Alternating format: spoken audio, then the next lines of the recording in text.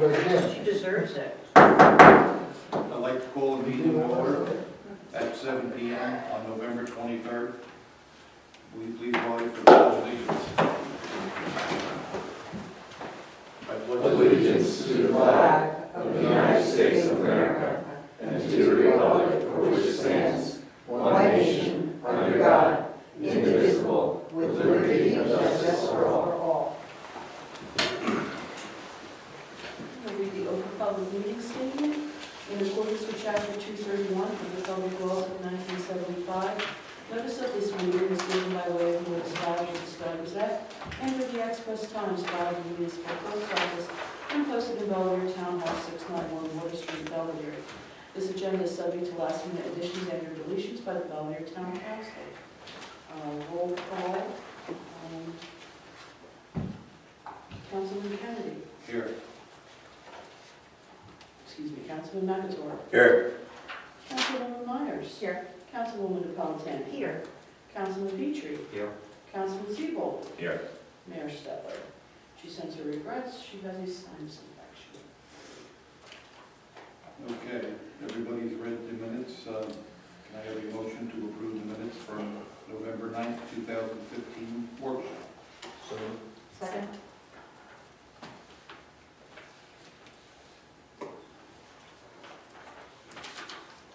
All in favor? Aye. Okay, this evening we have a presentation by Mary Ann Myers Garcia, our Victorian chairwoman. Mary Ann? I'd like to thank Mayor and Town Council for giving me the opportunity to do this. Victorian Day seems to have been the subject of many council meetings for the last couple of years, and especially for the last few. So I thought that I would come in. You all have my email, which Teresa forwarded it to you, and I hope that you read it.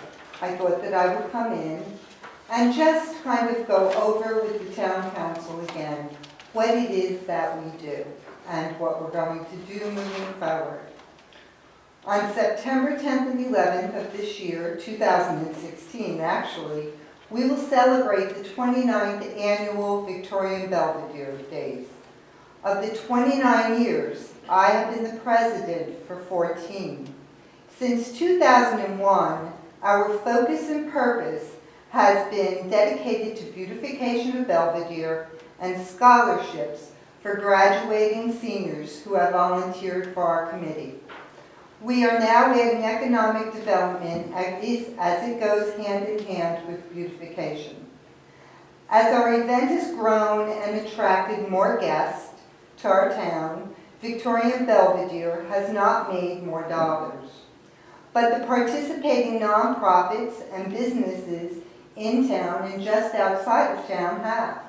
Victorian Belvedere makes its monies through the sale of vendor spaces, historic house tours, porch and garden teas, and a few sponsors.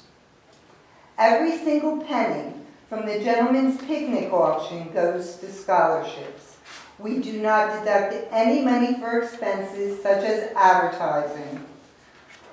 Since 2001, we have awarded over $43,000 in scholarships. That is an average of $3,400 per year. That is more money than any other organization or large corporation gives out in any given year to Belvedere High School graduating students. We happen to be very, very proud of that. The Victorian Days Committee has never counted our contributions that we have made to our town. Our beautification projects were never accomplished for recognition. That just is not our purpose. We've always felt that people would, through word of mouth, know what our projects were. It wasn't necessary to advertise in the River Bend, touting what we had done, because the money for the ad could be spent on the project. And that's how I've always seen it. The town council has been discussing Riverside Park. Without the Victorian Days Committee, Riverside Park would probably still be a blighted piece of property. Someone discovered an old architectural drawing here in Town Hall of the plans for Riverside Park. I lost my place. We made a request to then Mayor Ainsworth Scott to move forward with the plans. Mayor Scott and his town council backed up plan 100% and worked with us every step of the way to complete the project. I, as president of the organization, organized and orchestrated the entire project. It was a very exciting and very positive time in our little town. Downtown was all abuzz. With the help of volunteers, donations, the sale of memorial bricks, and DPW in-kind services, we got the job done, and it cost the taxpayers almost nothing, probably a couple of $100. The largest contributions were made by the Victorian Days Committee, who purchased the gazebo, installed the electric throughout the park and to the bridge so it could be lit, handled the advertising, orders, and paperwork for the memorial bricks. Other contributions were made by Mayor-elect Joseph Kennedy. He contributed all of the landscaping. One day, a group of men showed up with all these trees and shrubs and everything. It was unbelievable. Councilman Desmond Fitzgerald donated all the quarry process stone. The American Legion donated the flagpole and the light fixture in the ground, and of course, the American flag. Some of the dedicated volunteers were Councilman Mark Turker, Mayor Charles Weigel, Councilman Howard Thompson, Bill Williams, and many, many others. A few years later, the barn roof needed repair in Riverside Park, so the Victorian Days Committee invested $2,200 not to repair it, but to replace it in its entirety. Otherwise, the town would be inheriting a barn that was caving in or perhaps collapsing. When the Water Street project was completed, we paid for the street lamp, which cost us $4,700. One day I noticed the billboard on Route 46 in Minnochchunk Road was practically falling apart. All those little houses on the top were crumbling. I did some research, and what I discovered was that the Chamber of Commerce, which Victorian Belvedere grew out of, had installed that sign. I immediately called Hoyt Signs to find out, only to find out that he had actually produced and installed that sign. The committee paid $2,200 to have the sign restored. We have it checked every year by Hoyt, and he bills us with any repairs. We always maintained any projects that we accomplished. We put the trees and the fences down on Front Street. We used to do plantings. We've had our benches repainted. We follow up. We have several times bought the stuff for the DPW to refinish that gazebo. I mean, we have always followed up on what we've done. When the police department wanted bikes and Councilman Morris Scott requested contributions, we gave a contribution. When the Environmental Commission wanted to give away a bicycle for Walk to School Week, we donated the bicycle. When the Goodwill Fire Company wanted to have fireworks for their anniversary, we donated $500. We've even paid for fuel deliveries in emergency situations that we've become aware of for citizens of this town. Every Victorian Days weekend, midget football, Belvedere High School football booster, Cub Scout Troop 141, Belvedere High School project graduation, Belvedere High School cheerleaders, Belvedere Emergency Squad participate as food vendors on the square. It is their major fundraiser. The Belvedere churches and the businesses downtown prosper. I could replace all those food vendors, with food vendors that would pay us 10 times as much money. But we don't do that because our purpose is for the town of Belvedere to prosper and for our youth to do well.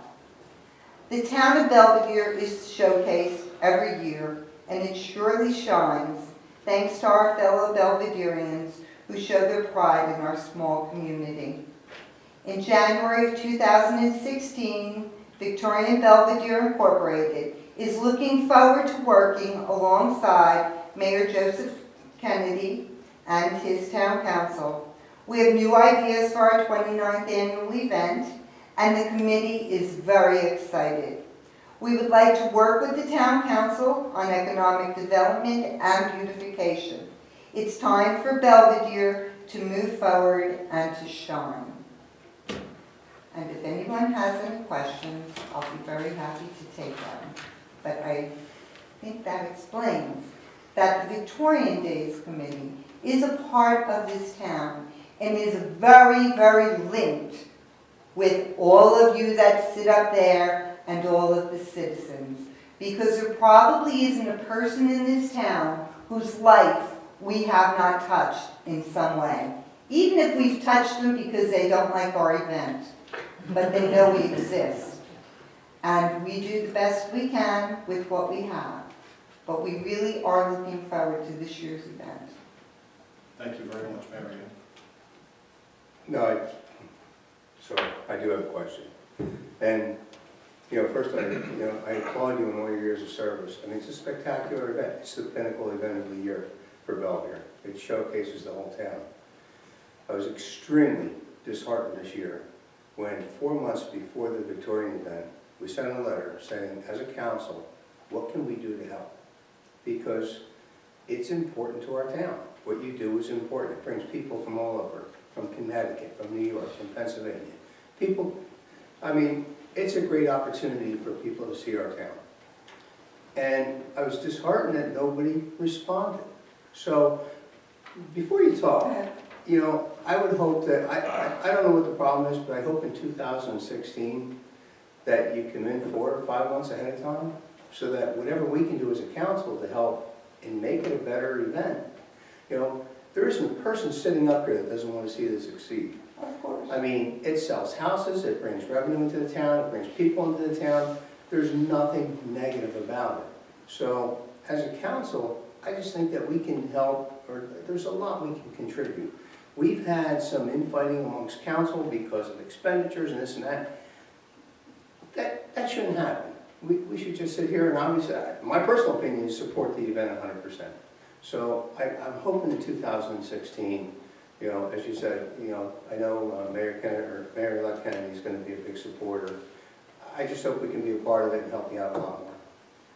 I totally understand, Councilman Natura, and I apologize for that. But I have a job. I took off from my work tonight to be here with you because after I watched the last council meetings up on the video, I decided the time was now. And I had to take off from work. I work in healthcare, so when I'm not there, somebody else has to do my job. And it takes away from jobs that other people have to do. We're not a largely staffed place in the evening. So I apologize, but I couldn't take the time off because I have to take a couple of weeks off before Victorian Days so that I can put that together. Actually, it's the last couple of weeks that are really, really busy. And we had some great volunteers this year, and we did have help. We did have help. Thank you very much. Any other questions? Nothing? Thank you very much, Marion. Thank you. I would now like to extend the floor to the chief of our fire department, Goodwill Fire Company 1. Good evening, council. The last time I was here, last month, I brought to your knowledge that we were in the market to look at a new piece of fire apparatus. And I told you the approximate cost was $650,000. After further review, we understand that neither municipality that we're going to be asking assistance from is in in the position to really go for that. So we really did review and we cut out as much as we possibly could with a chassis change and a bunch of other stuff, taking $125,000 off the top. So it's bringing it down to $525,000. So with that being said, we're asking each municipality if they can consider $262,500 with the Goodwill Fire Company purchasing $125,000 worth of equipment.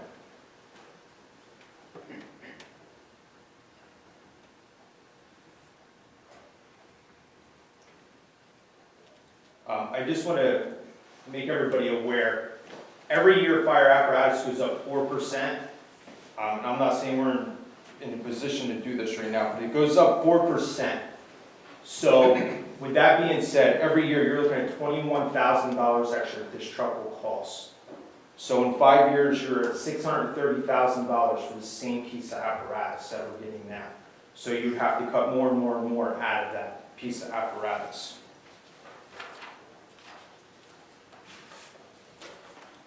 We did sit down with Pierce Manufacturers, and they gave us a schematic of what that apparatus would be.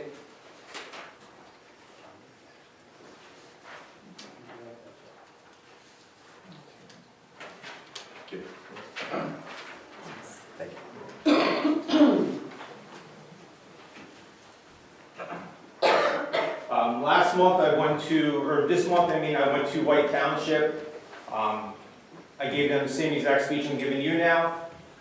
Pretty much they seem to be on board the way they spoke to us about everything. They said that they would pay over a 3 years span, right? 3-year span on their half, and they wanted to know immediately where you guys are standing, and I understand that that takes time. So the only other thing I do have for that is if we do decide that we're going to be able to travel down this avenue, if we were to pay it off halfway through, we would save $9,470. Just for the chassis, right? Yeah, if we pay for the chassis halfway through the project. And what was that savings, I'm sorry? $9,470.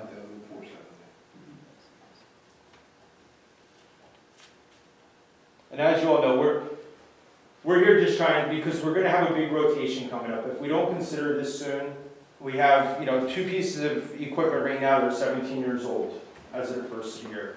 Plus we have one that's 48 years old. So if we don't start a rotation, then there's a better chance that down the line, if we do hold off, that we could run into a major issue as far as losing a pump that's gonna cost us $25,000 or an engine that's gonna cost us $30,000, and we just want to prevent that. So they're not building apparatus like they used to. It's like building a car. They don't build cars like they used to. They're not lasting 50 years like this piece of apparatus that we want to, make into a reserve engine. So, it's a scary moment to say, needless to say, because before you know it, we're going to be at the 20-year mark, and then we're going to have 2 pieces of apparatus that are going to be 20 years old, and one that's going to be, 55 years old.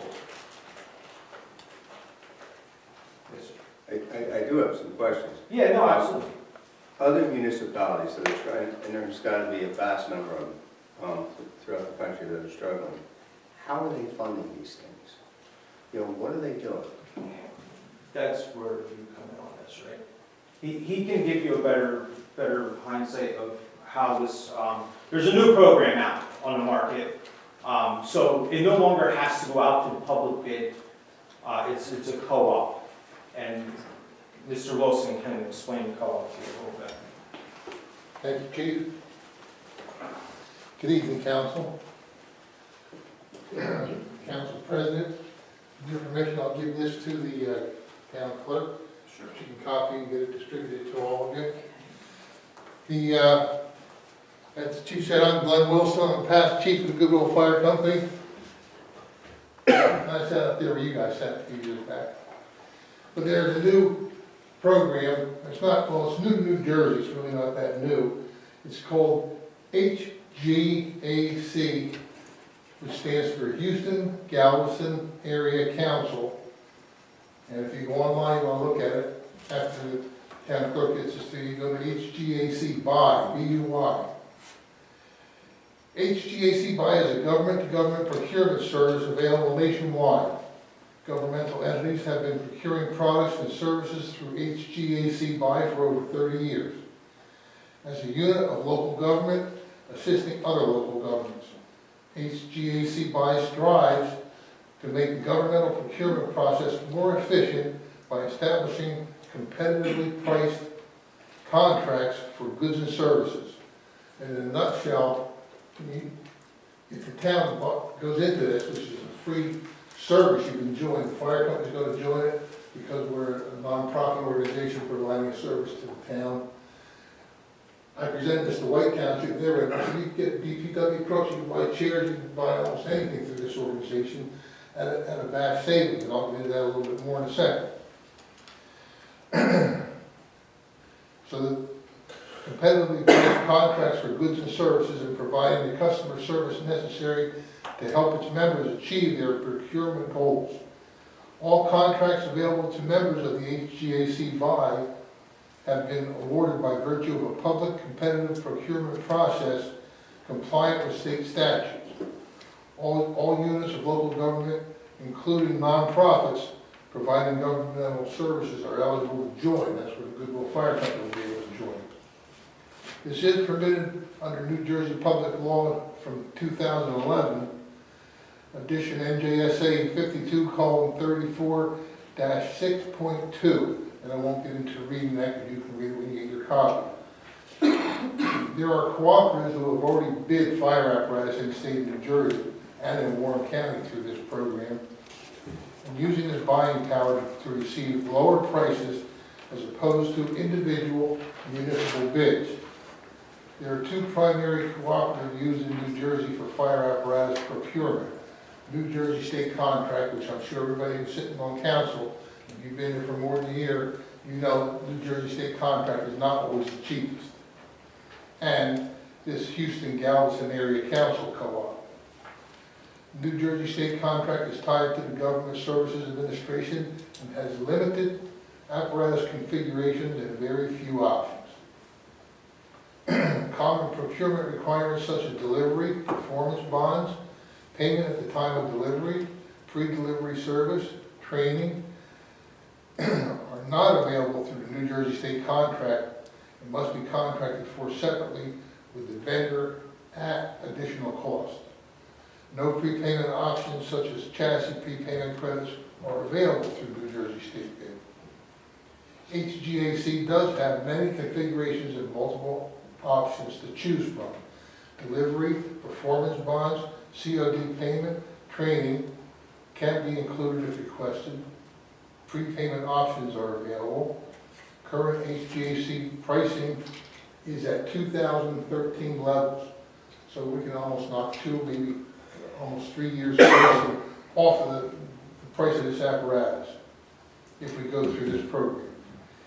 HGAC also offers other equipment and services that municipalities can purchase as an alternative to state contract, which oftentimes is not the least expensive. There's no fee to the municipality or the fire district to join this program. Purchasing using a cooperative also results in reduced costs to the municipality.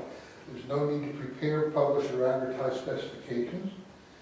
There's reduced administrative office time needed, reduced legal costs associated with bid preparation and review of the proposals, and only a purchase order is required. No contract or additional paperwork is required unless it's desired, which would usually come from legal counsel. Real quickly, types of participating end users: municipalities, cities, counties, state agencies, councils of government, schools, school districts, colleges, universities, and the list goes on and on. Volunteer fire departments, rural fire prevention districts, special law enforcement jurisdictions, so on and so forth. And real quickly, I'll just tell you that right now, as we stand here, Alamucci Township bought their last fire truck through this. Alpha Borough bought their last fire truck through this, and the list is on this attachment I just gave to Teresa. A couple other things which I think you'll find of interest. New Jersey Sports and Exposition Authority down in East Rutherford are a member. New Jersey Transit Corp of New Jersey is a member. Norwest Cap Dennis Phillipsburg is a member.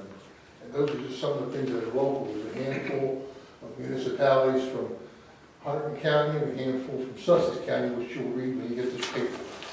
So there is an alternative out there for the pricing, the purchasing, a reduction in price by going through this program. Like I said, it's only been available in New Jersey since 2011 when the New Jersey legislature passed that piece of legislation, and it's a good program. Zero cost for the municipality to join that, and if you use it, great. And if you find out that it's not the cheapest, like New Jersey State contract, well, nothing lost except an online application. Questions? Mr. Wilson, I appreciate, I mean, obviously it sounds like a great program. My question would be, what are municipalities, not just New Jersey, but throughout the country, that are strapped for cash? How are they financing their fire trucks? And let me just elaborate. If we're asking White Township to participate, we're asking Belvedere to participate, Yes. at what, the cost of the truck, what is the fire department participating? Where does maybe the manor or the fundraisers come in, or, what is the breakdown of costs? Because, I mean, I'm fighting to try and get $1,000 and $2,000 for the police department for a fire range. It's just $262,000. So, I mean, we realize the necessity. This is obviously something the community needs, but I need to know, what is the breakdown? What percentage, and who's paying what? Well, as the chief said, we're looking for 50% of the cost of the truck for each municipality. Now, of course, when we went for the aerial. Let me stop you right there. Yep. Just for a second. We pay 50%, White pays 50%. During the course of the year, the fire department, all the money that you raise, I'm assuming that goes for your apparatus and I know your uniforms are expensive, and is that where that money goes, or?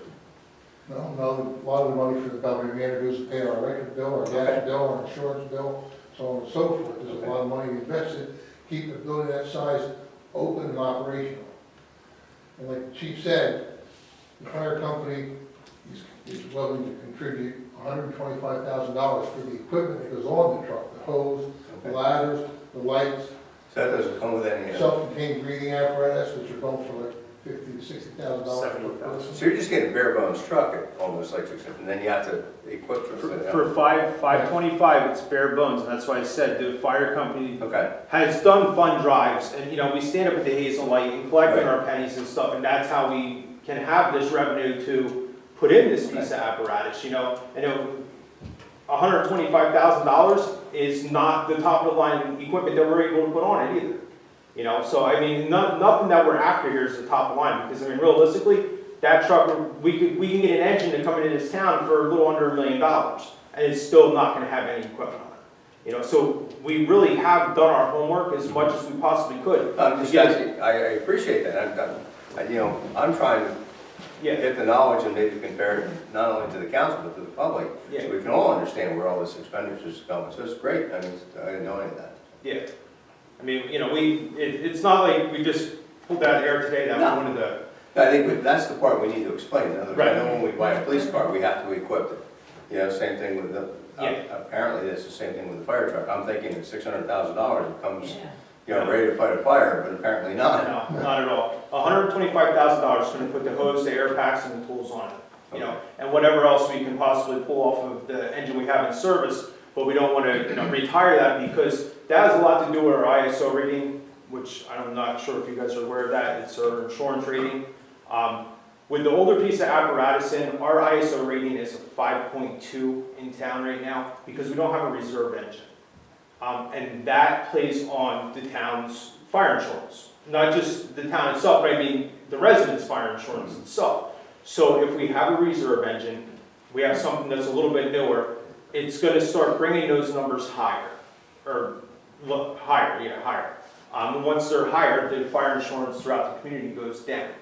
White Township, I can't present that to them with the ISO rated simply because there's 3 municipalities that cover their district. So our numbers that we're projecting in White Township is not helping the other municipalities that are going in there. Right now, they're like a 5.7 or something like that, and it's because the other municipalities really brought them down for what they have, equipment-wise, response time, there's a lot to it. You know, and we have really done our homework, we really have. I wouldn't come over here and just give you a makeshift story. Is that total cost through the HGAC? I'm sorry? Is the cost of the engine through the HGAC? Yeah, that's through, Yeah. Walk price? yeah, that's through that for 2016 pricing. That was a 2016 price through the sales representative from Pierce using the HGAC pricing. You mentioned that White Township was gonna fund it over 3 years. Do you know how they're gonna do that? I mean, they're gonna do it through tax-based, a bond? I think they were looking at the bond, they didn't really come out and say it explicitly, but they kind of, they mentioned bond when we were up there. So they would give you their 50% over 3 years? I don't know what they were gonna do in that respect, Kathy, but they were gonna, well, they had the money in reserve, they were gonna bond it to get that, put that money back in their reserve. I don't know how they're gonna do it. But, you know, they also talked about the fact that when we bought the last piece of apparatus, they had to give the money to the town of Belgrade because it's titled under the town of Belgrade, it's not titled under 2 towns.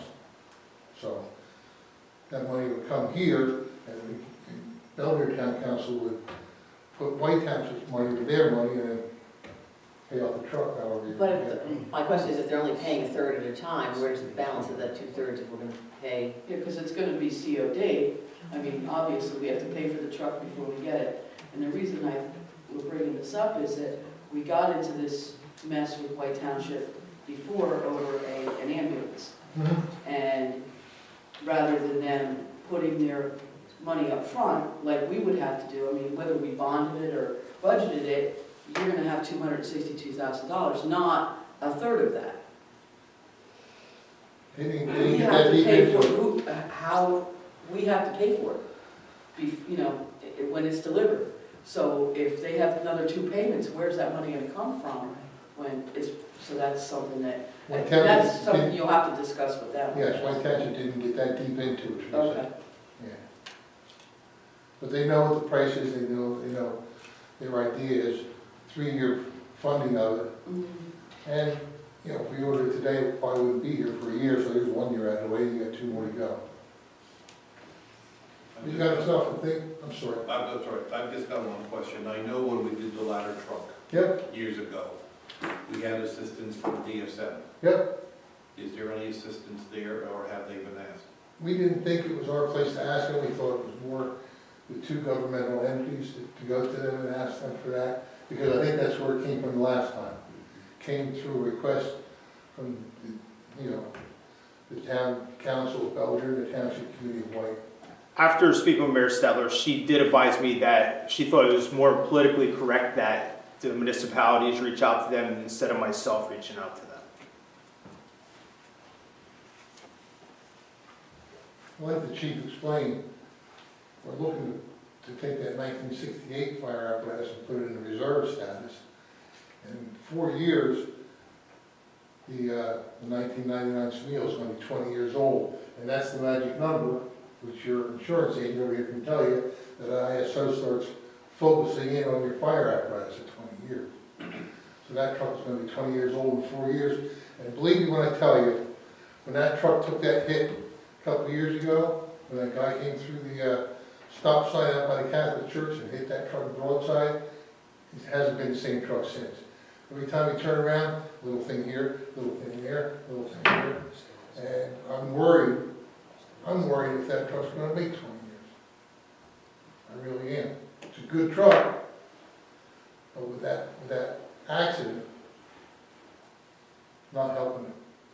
Kathy? So you have the 2 that are crowding 20 years, We have the tanker and and the one that's the, the senior member of your fleet, and what other vehicles? Forgive my ignorance. we have the 1968 LaFrance, Right, that's the, we have the 1999 Smeo, which is truck number 2164, we had the 1999 tanker, which the fire company bought totally and co-titled it with the town. There's no town money in that truck. Because there's only a couple of houses down on Race Street that don't have hydrant protection. So we bought that truck to help our efforts in White Township, as well as the few areas in Bellevue where there aren't hydrants. So that truck's proud 20 years. And those are your three main trucks right now. The other truck, what year's the last? 2010. 2010, the aerial truck. And then we just bought the pickup truck last year, I think, or 2 years ago. 2 years ago, we bought that Dodge pickup truck. We paid for that totally too, to replace a 1965 Ford. So we take good care of our equipment and make it last as long as we can. But we're just trying to head off a situation in 4 or 5 years where you don't come together and have to meet two pumpers. Questions? No, thank you very much. Thank you. Appreciate it. We'll get Thank on you, it. sir. Appreciate it. You go, me too. Thank you. Thank you, guys. Have a great night. Thank you very much. Thank you. All right, this is our time for public participation, agenda items only. Anybody? Public comment? Okay, we'll move along. Committee reports. Let's start with Charlie.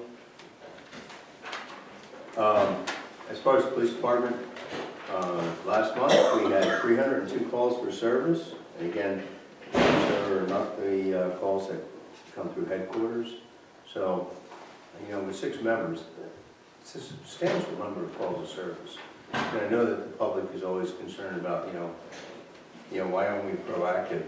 Unfortunately, these poor gentlemen are running around, you know, chasing call after call and trying to follow up on the best.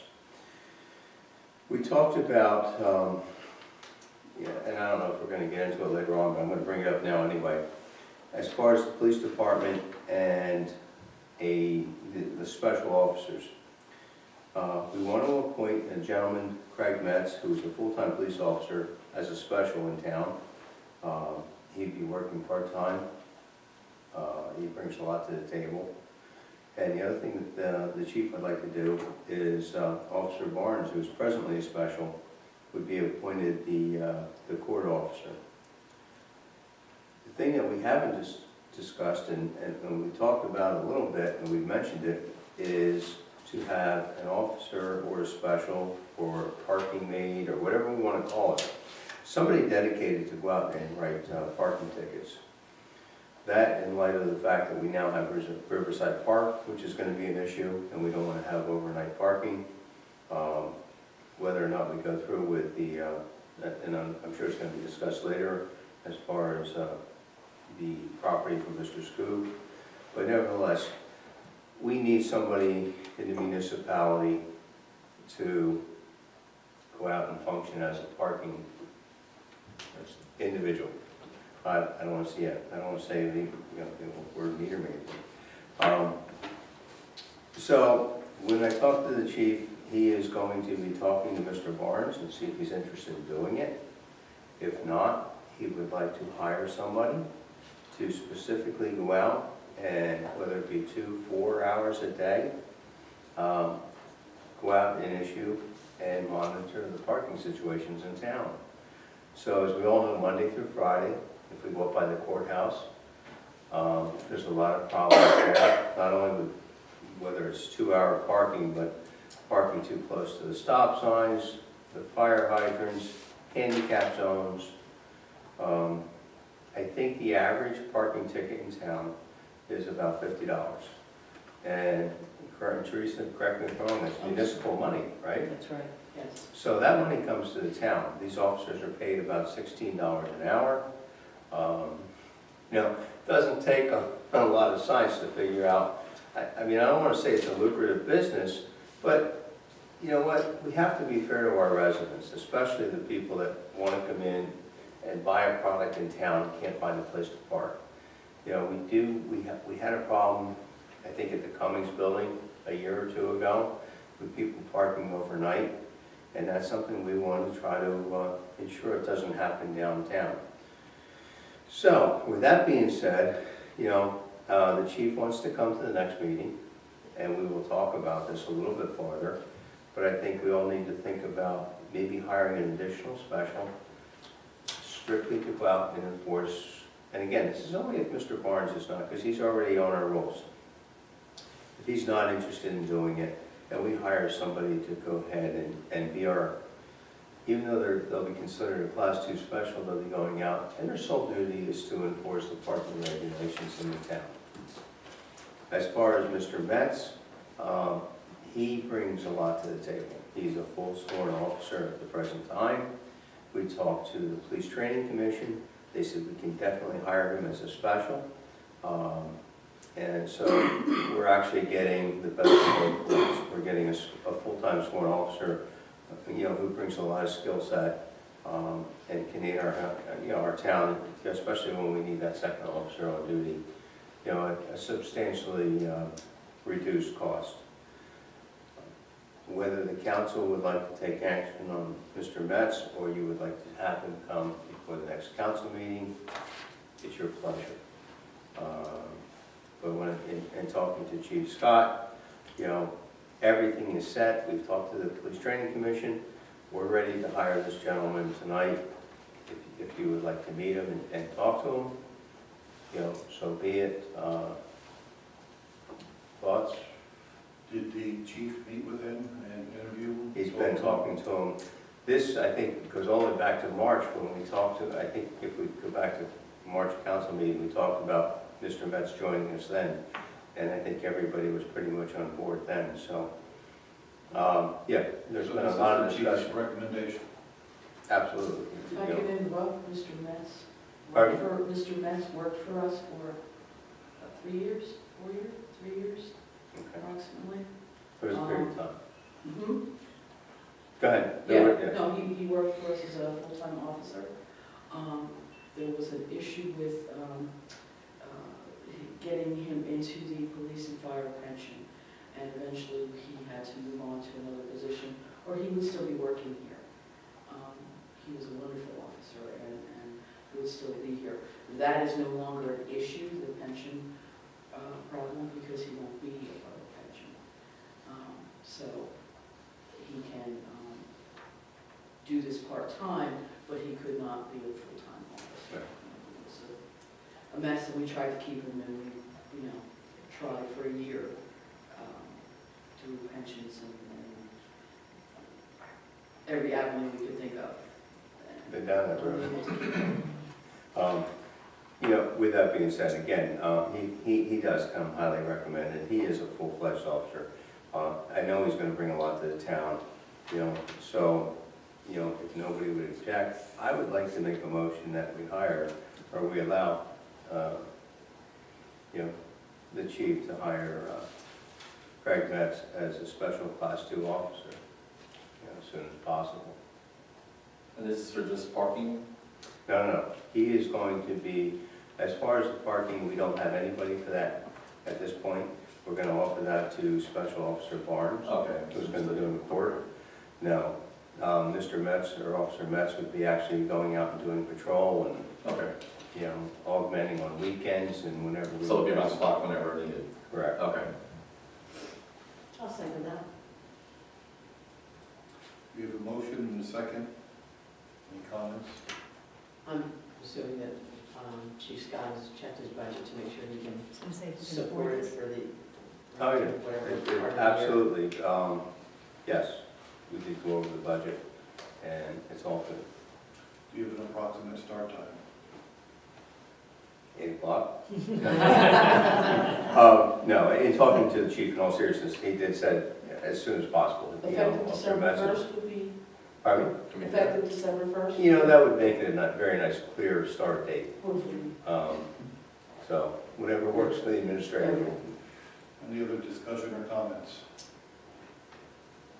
All in favor? Aye. Any opposed? Motion carries full. Thank you. Is that it on committee, Charlie? That is it. Councilwoman Napolitano? Yes, DPW, there are working on their third trip around town collecting leaves, having hauled 75 loads. While it has been advertised in the Riverbend and is on our website, unfortunately, most residents have raked their leaves into the street. Problem being, this creates a three-man job to collect these leaves.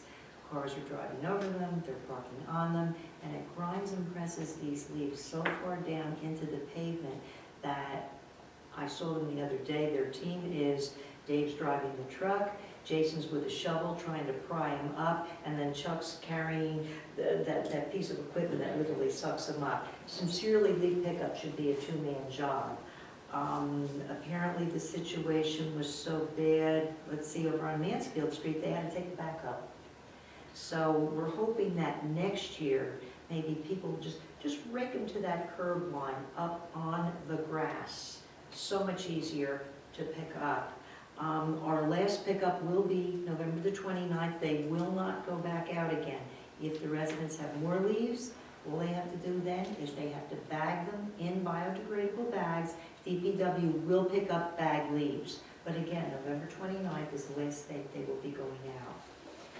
On Friday, November 13th, there was a tree down over on Ray Street, closer to Orchard. It was during work hours, so no overtime was involved in taking care of the tree. The signage at Riverside Park is up as of today. When you pull in, there's a sign on either side of the entrance. It says 2-hour parking. The handicap sign is up, as well as the rules have been posted. Now, John wanted to emphasize, these are signs that were there before. If there's any changes, then changes can be made. They will put up other signs. He has ordered salt. The salt shed repair has been completed. He's very pleased with the shed repair. He did attend the League of Municipality Convention in Atlantic City, and he made some very good contacts for both DPW and the sewer. While we speak of the fire truck this evening, he says it's becoming critical that his one dump has to be replaced. The equipment of the DPW is not in good condition, and it is very old. Moving on, I did attend the library meeting October the 15th, where they were preparing themselves to attend a council meeting when they came in on November 9th. They are working on conserving their funds. There will be no new book purchasing until January of 2016. However, it doesn't mean they won't have new books. Apparently, they have avenues where they do receive books at no cost. And on October the 29th, the 3rd Street School came to the library for a program. And that's it. Thank you. Councilwoman Myers? Oh, I'm sorry. I left on a report this time. Okay, sorry. Councilwoman Myers? He knew that. I knew that. Thank you. I met with the school board last week, and they honored the soccer team for their accomplishments in the conference. They did discuss, because there is a European trip and the offing, that they are cautious about where they're going to go, and they might actually eliminate Paris as one of their options because of the concerns of the event of last week. And met with the Recreation Committee, and we went over the Harvest Festival and the upcoming tree lighting on December 5th, where they're hoping to incorporate many of the businesses downtown, so it will be more than just light the tree and go home. It will be, hopefully, to be able to enjoy some of the downtown merchants. And the pool did not meet in October, so I'm anticipating meeting with them next week. That's it. Thank you. Councilman Petrie? We had a historical meeting on the 12th. There's no action taken. Just normal. The Shade Tree Commission will be planting 5 trees this month, if they're not already planted. Taking care of the one tree that was in front of by George's and that's where we had the issue with the tree. And they are participating in helping elderly raking their yards.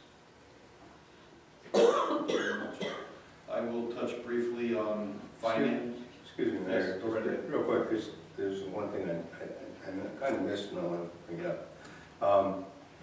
We have a potential police officer that's going to be resigning in December.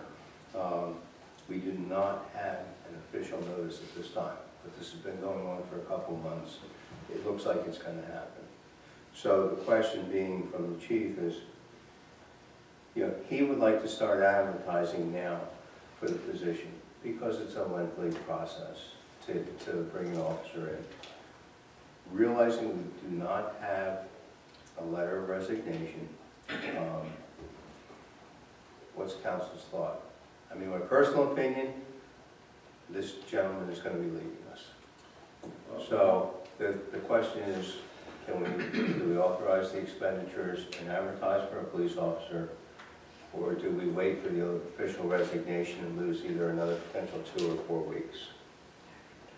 And the reason I bring this up is because we all know that the budget is tight, and every time we lose 2 or 4 weeks, it results in an overtime expenditure. So, I would rather, myself personally, I would rather, if I had to, if the gentleman decides to stay, great, we love him. If he just, and we would be out the advertising costs for the, the position. But if he does leave, we're that much ahead of the game. So, anybody's thoughts? Doesn't cost her. I would say $100? $50 to $200. Okay, where do you advertise, Kristen? That's up to Matt. Sometimes, depends. You can advertise at the league Okay. on their website. Sometimes he doesn't want to go that, to that, open it that much, so Okay. it could be a lot less than that if we are just advertising for advertising's sake, and he has, something else in mind. Okay. It's really up to him, but I know more than 200. So, I mean, I don't think we need a motion, but I just wanted to get the thoughts of the council. It's coming out of Matt's budget, right? Does it? Yes, no? Advertising comes out of my budget. Your budget? I'm okay. Good, thank you. Well, before she answered that quickly, there is enough in the Albany Police Department to cover that cost. That's what Matt's gonna do when I charge it. But, I mean, from the council's perspective, I mean, do you think it's, does it make sense to go ahead and advertise now? I'll be honest with you, it looks like it's 95% go. It's gonna happen. I'd rather be ahead of the game than, Being proactive instead of reactive. Yeah. So, somebody like to give Good luck with the permission?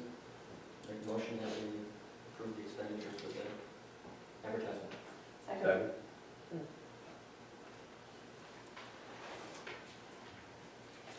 Discussion or comments? I would just say that's the way we should be acting all the time moving forward, being proactive instead of reactive. I agree, If Tim. you know I something's agree. happening, bring it up and discuss it. Absolutely. Any other comments? All in favor? Aye. Any opposed? Thank you. Motion carries forward. Okay, on finance, real quick, everything seems to be looking pretty well right now. The global budget is still pretty much intact and looks pretty good. Two major hitters, DPW and the police department, again, you guys are doing really well. I know it's getting really tight down to the last 2 pay periods. But that's why it's very important to get these things done right away, so we don't run into this big overtime situation here. So I think we're going to be in pretty good shape at the end of the year. Everybody will be pretty pleased. That's all we have on committee reports. Tracy, you have anything on? Correspondence, Correspondence. nothing, just that number one correspondence to bring to your attention, that DSM was, I guess it was an article released regarding chemical releases, and they wanted you to be aware of it. We're on top of this, and there really was no issue. So, other than that, it's just FYI. Okay, no other correspondence, we'll move on to previous business. EASF gate access, Councilman McAtore, I believe that's yours. Would you like to table that, or would you like to? No, I definitely want to talk about it. But you might. BASF has apparently, we learned that they recently gated all 5 entry points and put new locks on them. I've been in contact with Mr. Krug, Rich Krug, for the last 2 years with BASF. I think we have a great working relationship, He came to the council, he answered all the council's questions. He's been a great individual to work with, and I think he has the best interests of the property in the town, kind of at heart. When I found out that we had all keyed access, I know that the police chief had wanted to have access to the property. We have a problem with a lot of partying going on in certain parts of the pop down along the Delaware. We also need to turn trucks around. End result was we didn't have access. So I called Mr. Crew, and he explained that his attorneys were not in favor of giving us as much access as we had wanted. So, we talked for a while, and I kind of explained our position. I said, listen, from a law enforcement perspective, we may need it to either turn a truck around or whatever exigent circumstances may arise, but I assured him that from the time the gate would be open to the time the gate would be closed, we would have a law enforcement officer there monitoring the access. When whatever activity took place, we would definitely close the gate and take full responsibility, again, from the time it was open and closed. He assured me, he said, that sounds really reasonable. But as far as for the fire department and everybody else and all the other accesses, they're not going to allow it. So the conversation went well.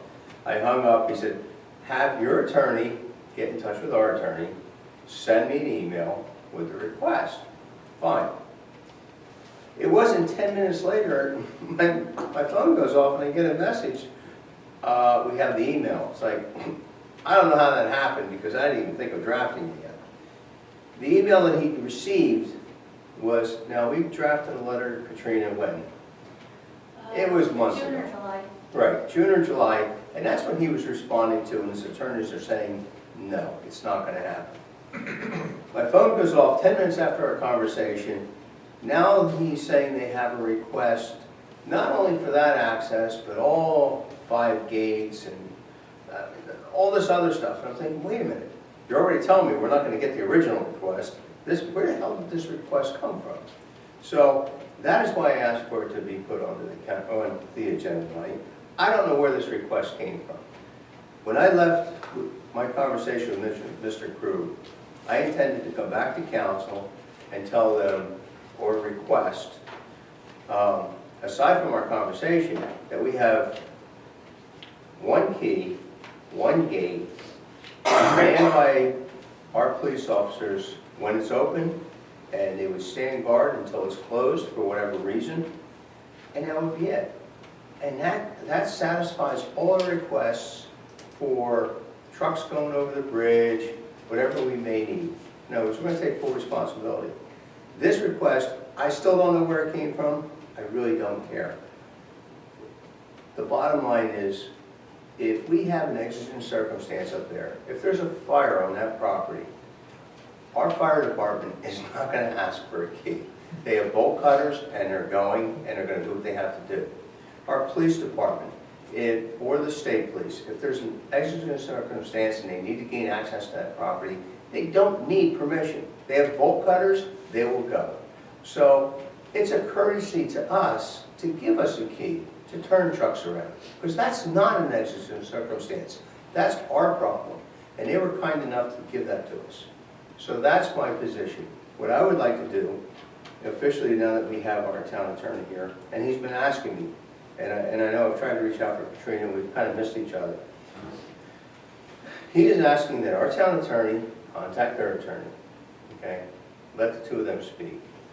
Basically, I would like to say all we need is for our police department to have 1 key if we need to turn a truck around. And there was a case going back 3 weeks ago, 2 weeks ago, we had heavy downpour. For whatever reason, 2 tractor trailers decided to go side by side, or behind each other, right up to the bridge. Teeming downpour, hazardous situation, what are you going to do? You can't back up 2 tractor trailers. The officer in charge at the time decided to cut the gate, back both trucks up through BASF, turn them around, and get them out of there. My opinion, not a problem in the world. They went back to the police department, secured another lock, came back, locked the gate.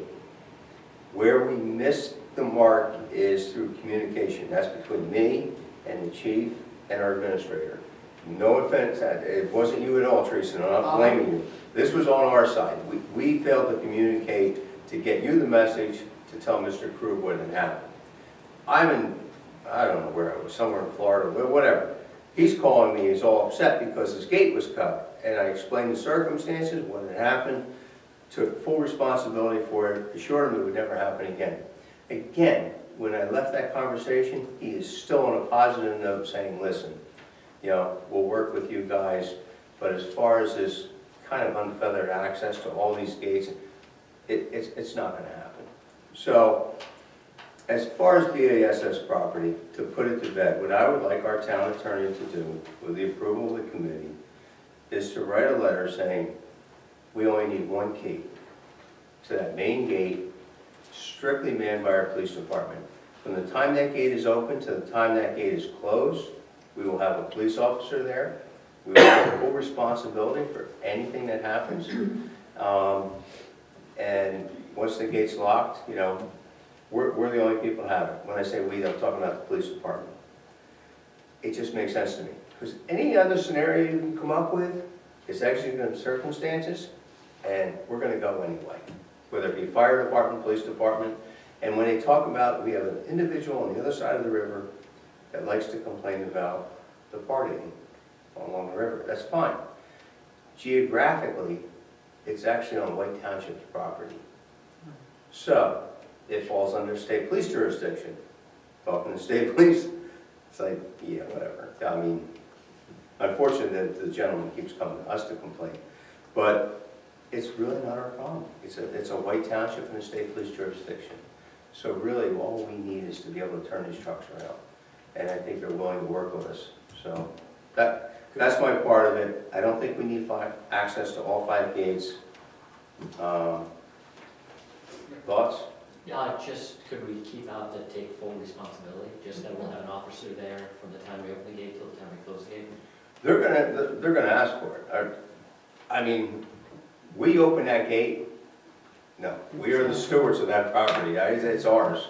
What would happen if something in the spill happened in one of those trucks that returned? It's our responsibility, absolutely. We open up that gate, we turn that truck around, it happens to open up and spill the most toxic thing, yeah, we own it. Here's the other. Better there than on the way back and down the street. You know, it's either that or the mayor's house, sorry. Mayor, As I understand this, Councilman Akator, you were asking for 2 things, if I understood this correct. You would like our legal counsel to get a hold of their legal, correct? Correct. And you were asking our town clerk to write a letter No, asking, or would you like legal? No, that's- Both. as far as the incident where we cut the lock, it's all been explained. Right. Mr. Krug is fine with it, and, you know, I assured him that that was a lapse on our part. It will never happen again. If we ever had to cut the lock, or any other lock, we would make sure that they're aware of it. And, you know, our town administrator and I discussed that already. Notify Mr. Krug. Right. Like we should have. Yeah, so we've already discussed that. Now, that was a lapse on our part, and I'll take 100% responsibility for that. So, and he's fine with it. All I would like to do is have our council write their council saying, one point of access, police department has the key, they will open it, they will staff that opening until it's closed and locked up. In other words, we're not going to open up the gate and walk away. There's going to be a police officer there for every minute that gate's open, until the time is the point when we close. And yeah, to your point though, Councilman, we do have to take responsibility while it's open. But when you think about it, it's just to turn trucks around. Just so you're all aware, Mr. Krug emailed me and gave me the telephone number for his council, and he asked me to give him a call. I obviously didn't, because I wanted to know exactly what council's feelings were before I called. So I could use that number, call, and then follow up with our conversation to say, this is to confirm, you know, that sort of thing, or if we need something in writing, and we kind of take care of it all in one. Would council like to make a motion on this? I'd like to make a motion that we allow, or draft a letter and or allow our town attorney to contact BASF's attorney and Mr. Krug to gain a single point access and to assure that we will take responsibility while the gate is open until the point is closed. I'll second that. Any further questions or comments? That's all, that's required, any scenario you or Matt could think of? That would just, that one. So, All right. I mean, God forbid that, we know that the youths go back there, they party, there's Well, motorcycles, There's there's plan for that. somebody crashes back there, we need to land a medevac, whatever. Right. Anything you can think of becomes an exigent circumstance. We can cut the bolts, we can go in, and it's all good. Even when the fire department has to go, usually the police are Absolutely. right there with them. Yeah. So Right. they'll have the key and they can. And that was Mr. Krug's comment. They all carry bolt cutters, and it's true. I mean, obviously, if it's, the forest is burning, it's not like, well, we need a key. Nobody's gonna go back to the house anyway and try to find a key, they're just gonna go in, so. Any other comments? All in favor? Aye. Any opposed? Motion carries forward.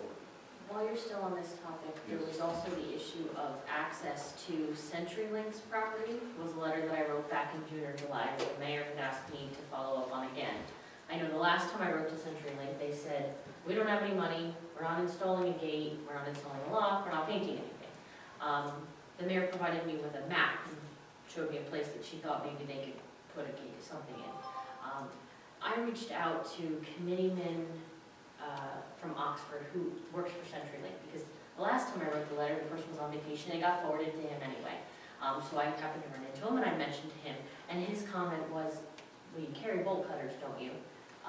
So I think that's there, but just so you know, so in case anyone wanted me to follow up on any of that, that would be to gain access to, I think the house is on Paul Street, is that, am I in the right area? It's, the thought was that if there was a house on Paul Street, apartments It's there. the Yeah, I back. think that was on part of fire, the they one, needed to the get- back alley there and back Yes. behind and I there. think they wanted to keep it clear, the part, thought of painting the curb so that no one, so they could get I the think fire. there was also truck in. discussion as to whose property that actually is, I don't think.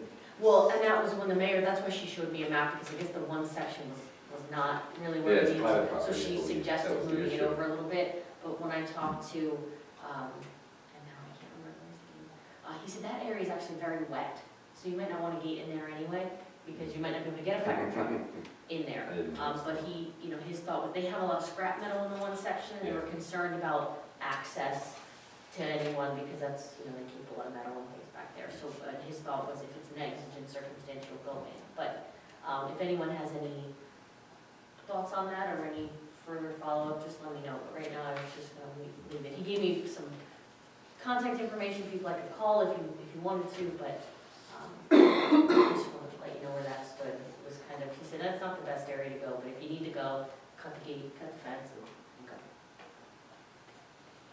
Any other previous business? If not, we'll move on to new business. We have an item on here, Riverside Park grounds maintenance. Has anybody on council here asked for this to be put on? The mayor asked for this to be put on, and I honestly don't know what it was about. Then I'll ask for this to be tabled to the next meeting when the mayor can address her concerns. Anything else under new business? I will bring up the matter of the workshop, the first Monday in December. What is your pleasure? Items for the December workshop? I would like to address the letter we received from Mr. Benbrook regarding House Street and ask Mr. Benbrook to attend. Take you up the hook. Here. So that we can understand exactly what he's saying and his recommendations. Very good. Anything else for the workshop, first meeting in December? Charlie, would that be the appropriate time to have Chief Scott come in and have the conversation on the police department at that time? So I mean, we can cover all aspects of it? He's definitely more than willing to come in. When I talked to him, definitely more to come in and talk about the parking. And well, maybe we'll have an answer by Officer Barnes by that time, but if you'd like him here, he's willing to come. I think that probably be a good idea for Unfortunately, those yeah. two items, Tonight. because I'm sure there'll be some in detailed discussions on parking and enforcement, Okay. and that, we don't need to tie that up during the business meeting. Anything else on the new So you're business? gonna have Chief Scott address parking Parking, as well as the new enforcement, officer? and Okay. the new officer. Okay, Yeah, I think, how we're gonna address the enforcement all of in the one parking, package. Correct. hopefully before House Street's conversation. We can do that. Because I think Chief Scott will be much quicker than we might be. Okay. Okay. Teresa, anything else under new business? No, that was it. Okay, we'll move on to resolutions.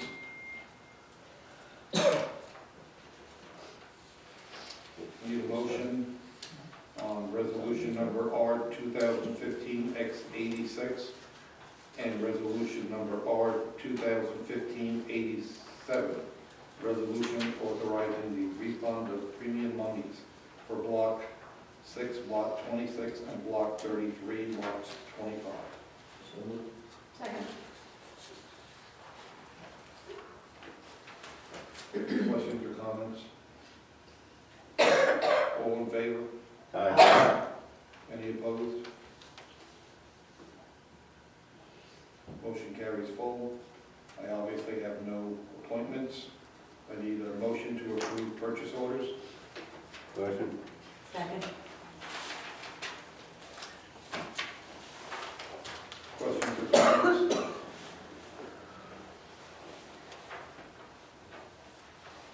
All in favor? Aye. Any opposed?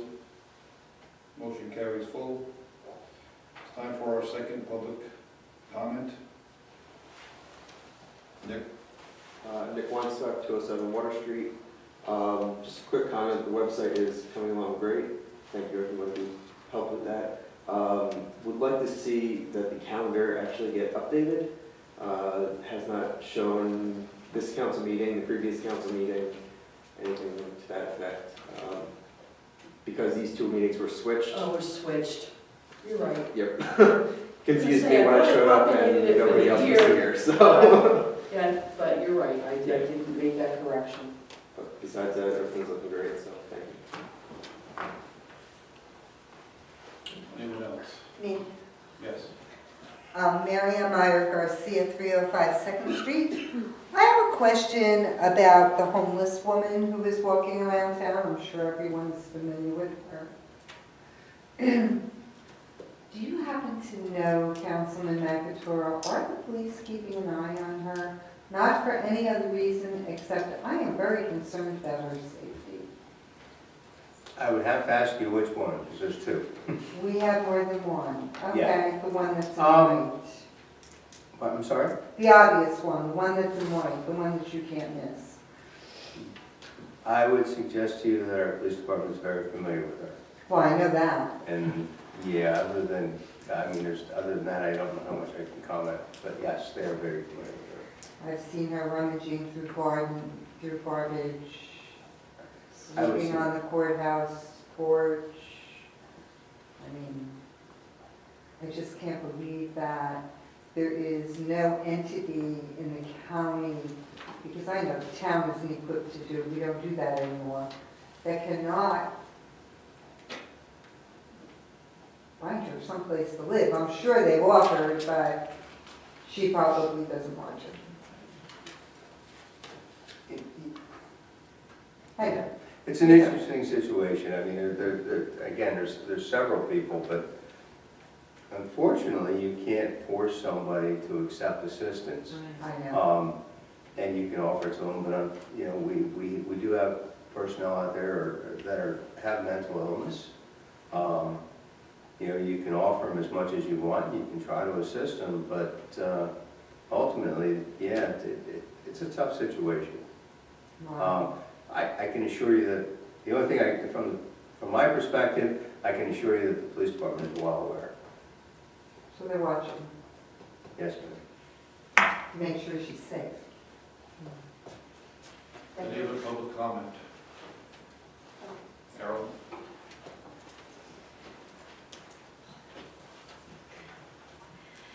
Carolyn Cervone, 827 Low Packman Street. I am up here because on Friday, October 9th, my mom brought my 2-year-old son to the playground right across the street at, say, 9 a.m. in the morning and took this picture. It's hard to see, but it's a picture of a pesticide sign that said that our playground was just treated with pesticides from True Green, I believe, and it actually does say the playground, so I made sure I blew it up so I could tell that it just wasn't placed there. And as a member of this community and just in general, I have really big concerns about the use of chemicals in areas where kids particularly participate. My son is 2. We encourage him to live the Warren County life and get dirty and have fun, and he puts all the kids are rolling around in mulch that's now sprayed with horrible pesticides. That's not true. That's not true, Carolyn. Okay. We did address this right after we understood there was concern, and our DPW director assured us it's 100% safe. What they So use why there is is for, this- They because have they to have post to, it. They have to post it. I'm sorry. they have to post it for at least an hour, just so it dries That's and right. everything. Unfortunately, the sign didn't get taken down. So what are they treating them for? You'd have to ask John that, but it is, I'm gonna say approved by our insurance company. But they tell us what we can put on it, what it has to be. It's highly regulated. And whatever they're putting on it is safe. And that's what he will be more diligent. Next year, he said that sign is Right. removed as soon as the time The frame chips is we up. buy have to be approved, everything. Well, I'm happy to hear that because I was very upset. My mom took them to a park in Pennsylvania, which ultimately, we don't want. I wouldn't let Rocco put little chips in it. I will let you know of some things while I was away at the league conference this past week. I did actually take a look at some green options. I actually have done some research. So I've I taken can a look at a couple of different items. One is you gotta look at the cost and financial impact of it, but not just that side of it. There's not a lot of green products out there right now that address the deer tick and the tick issues and stuff that we're dealing with. So, it's a very hard balance right now. We want to be cautious with some items, but then you're dealing with the deer ticks and situations like that. But there is not a green product that I found out there right now for the deer tick and whatnot. There are some green products out there for weed control. Well, if you need any help researching, I have done some. I know there's a couple companies in Chester that do organic stuff. So Just let me forward know. it to me, I'll see that John gets it. Okay, thank you. Okay? Councilman-elect? Just to comment on that, Yes. because I'm out there 3 times a day with the dog. Mhm. Up in the right-hand corner of that little white thing is a date. Yes, it says 10/8/2015. All right, so, and the sign says to be removed in 72 hours. So if that's been exceeded, I take the sign away. So maybe I missed one, but. Well, 72 hours would have not been, because this was taken on the 9th. So if it was treated on the 8th, Hey, okay, that so would then, have been. I don't know the date, but I take Tuesday there after the 3 days expires. So I just take that. Any other public comment? Yes, Mrs. Scott. Eileen Scott, 837 Old Packman Street.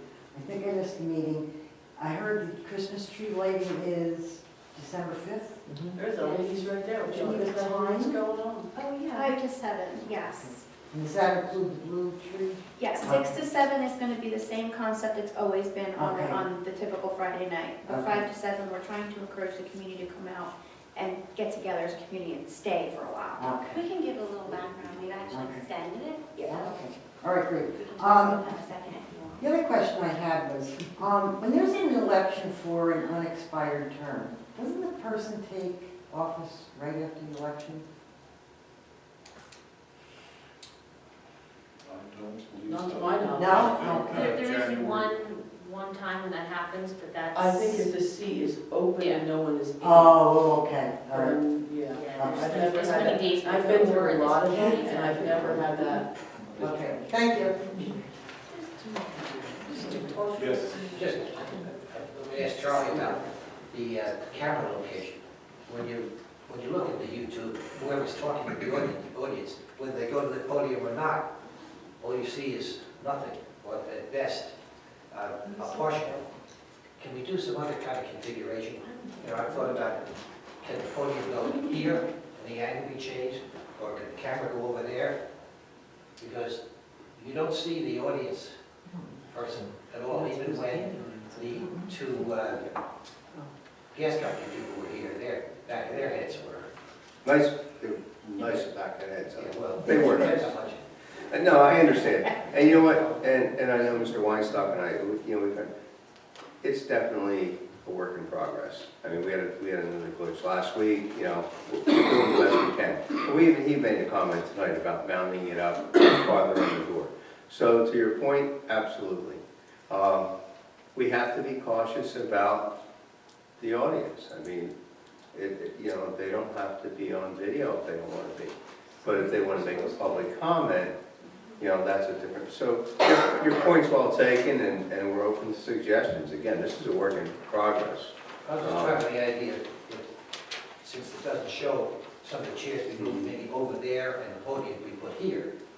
I don't know, No, there's obviously try some some, physical thing to see what happens. you know, there's a lot we can do, so we'll have to think about it, you know? Okay, any other public comment?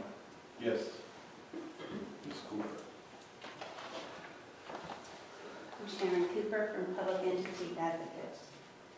Effective January 1st, you will start your second year of a 3-year term in the Public Alliance Insurance Coverage Fund. That fund is insured through the Municipal Excess Liability Fund. And the Municipal Excess Liability Fund has decided to change carriers for your public official liability policy. That's the policy that defends you as individuals on the board or the entire town for wrongful acts. It's not bodily injury, it's not property damage, it's a wrongful act. So if you humiliate someone, if you discriminate against someone, if you have a disgruntled employee who files a complaint against you, that's the policy that will defend you. It is a claims-made policy, and we're changing the carrier on January 1st.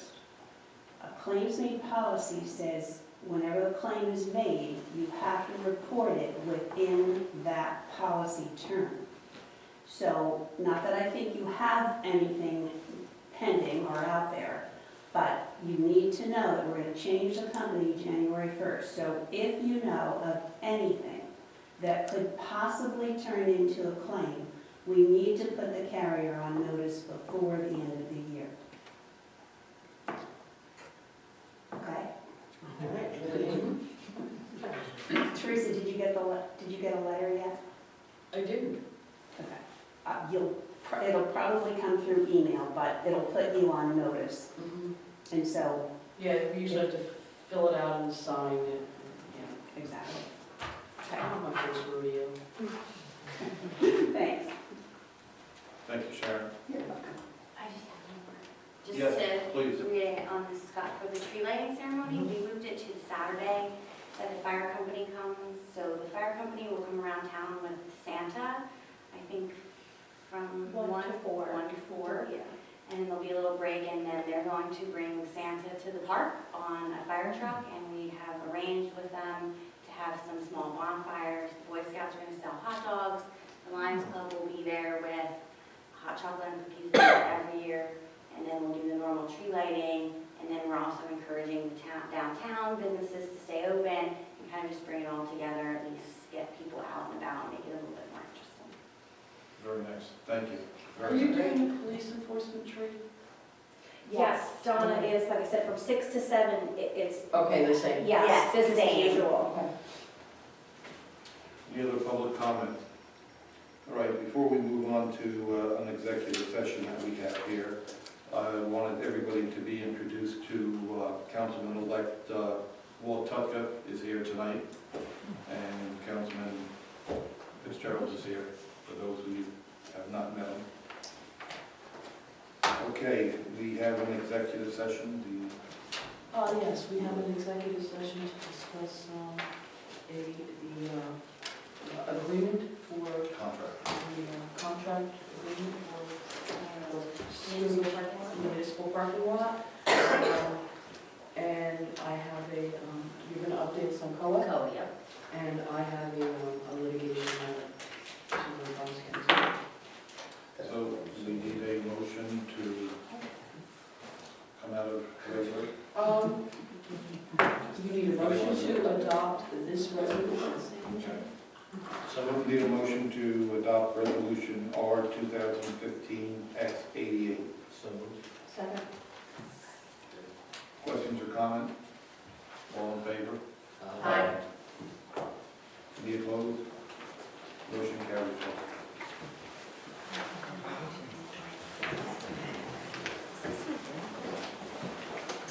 Excuse me, Des, and Wolf, if you guys would like to stay, please. Please stay and join us. Thank you. Oh, that's right. Oh, yeah, you went like this, like, no. Not so fast. No, give this back. Yeah. Okay, now I need a motion to enter back into regular session. Motion. Second.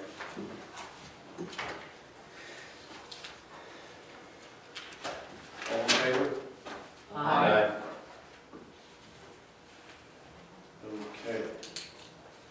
Do we want to, You just want to have the motions. do we ever need motions to be made? Make a motion that we proceed with the contract for the parking lot as we discussed. Second. We have a motion and a second. Any comments? As part of that motion, you're authorizing the mayor to sign the contract, correct? Yes. Any other discussion? All in favor? Aye. Any opposed? Motion carries full. Oh, I know it's after the fact, but aren't you supposed to make a little announcement after? Yeah, Okay, yeah. Thank you. Not sure how long we were in executive, Teresa? No, we went in at 8:24. Okay. We were in executive session for over half an hour. Topics of discussion were contractual regarding the lease for municipal parking lot in the corner of Market and Water Street, and litigation and parking issues related to that, and litigation regarding COA and a for claims notice that was issued to us. And the minutes from executive session will be available at such time as the need for confidentiality no longer exists. Need a motion to adjourn? So moved. Second. All in favor? Aye. Aye.